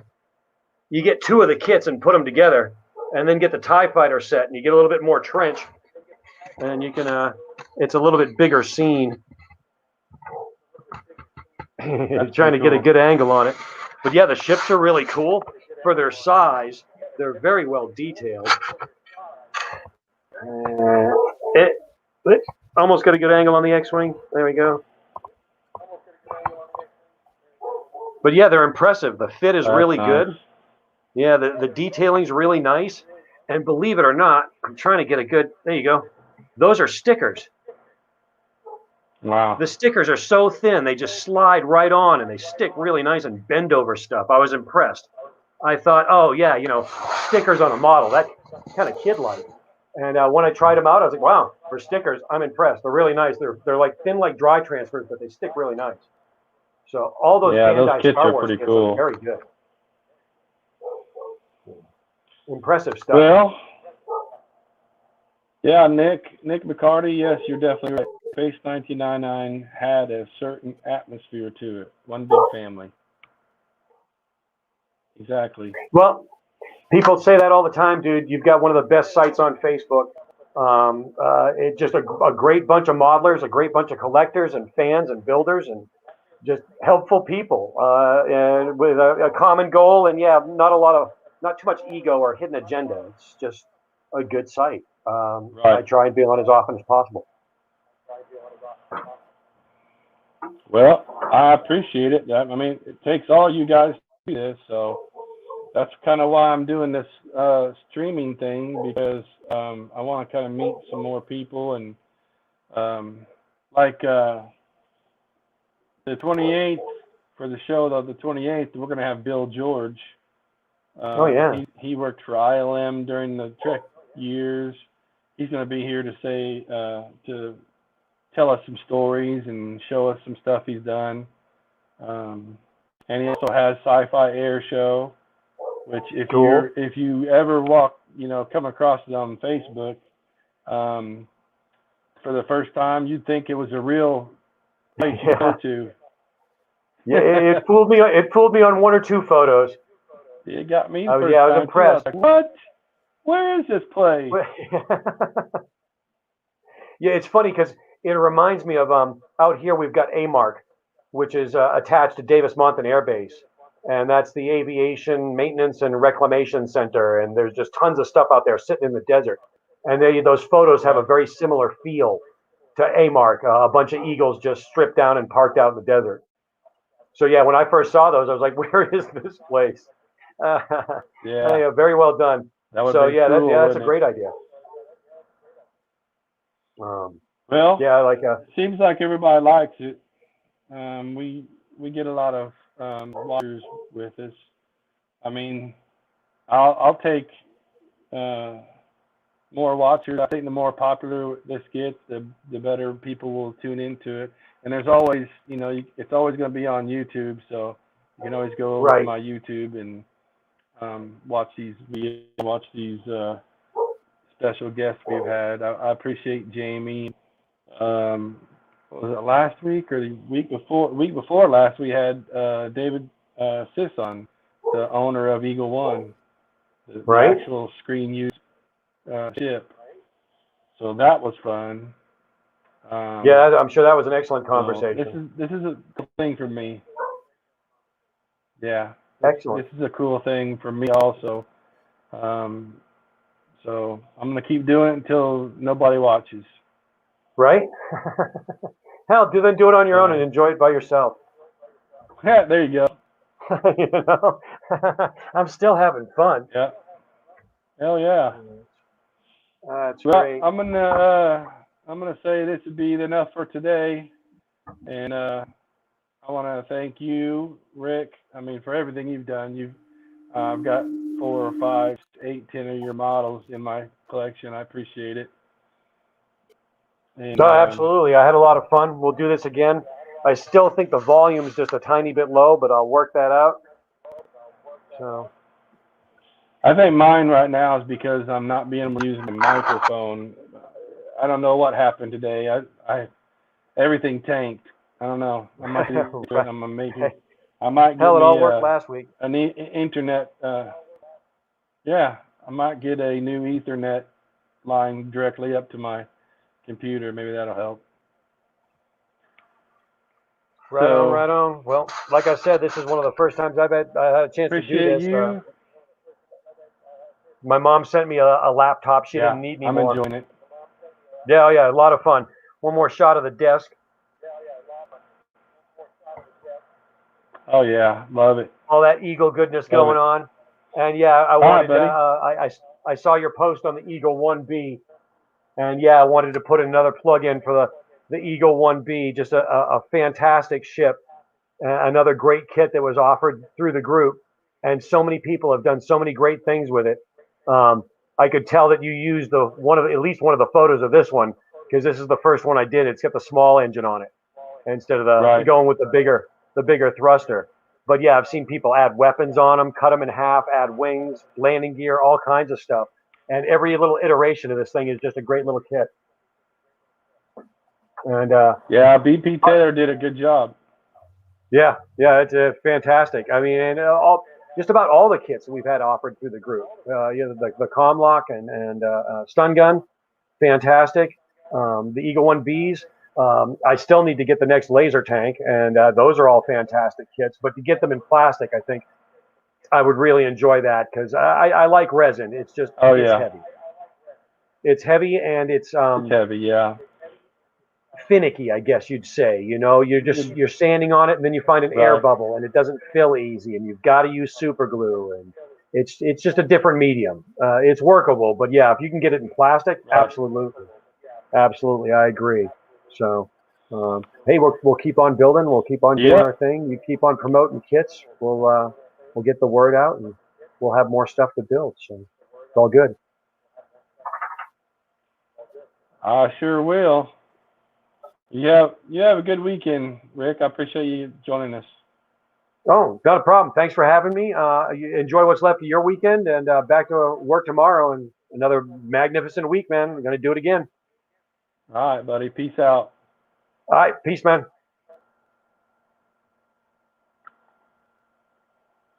Okay, everybody.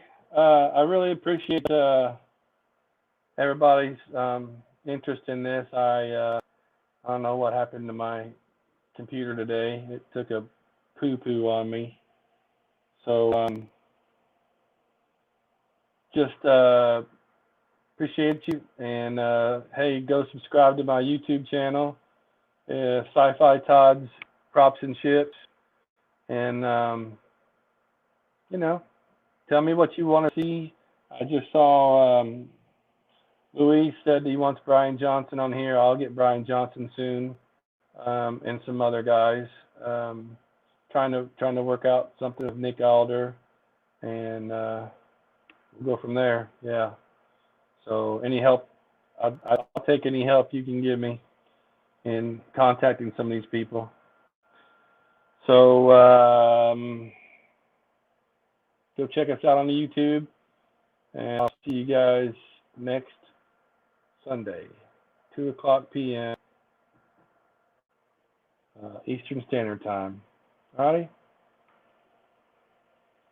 So peace out, everybody. Enjoy your Sunday, and thanks for watching. I appreciate it.